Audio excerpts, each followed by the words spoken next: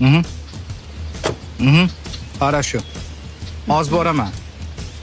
Oz boraman. Rahmat. Hozir boramanni aniq vaqti bormi, Karimov? Hozir boraman degani ishim tugaganda boraman degani. Bu xohlaganimda boraman degani bo'lsa kerak. Xohlaganimizda borsak nima qilibdi? Erkaklarni tushunmayman. Nima uchun qayerdasiz, qachon kelasiz desak jahlingiz chiqadi? Biz ayollarga hisobot berishga majbur emasmiz. Bu hisobot emas, bu shunchaki hurmat, balki zaruriyat yuzasidan qilayotganlarimiz. Farzandlarni terganga yarashadi. Podkablучникni malikasi bo'lmaydi. Shunchaki uyda kutayotganni odam o'rnida ko'ring deyapmiz.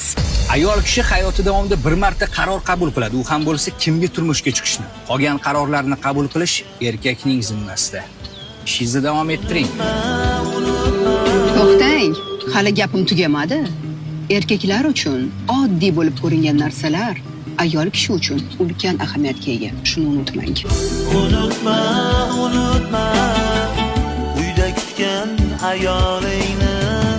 Unutma, unutma, uyda kutgan ayoling.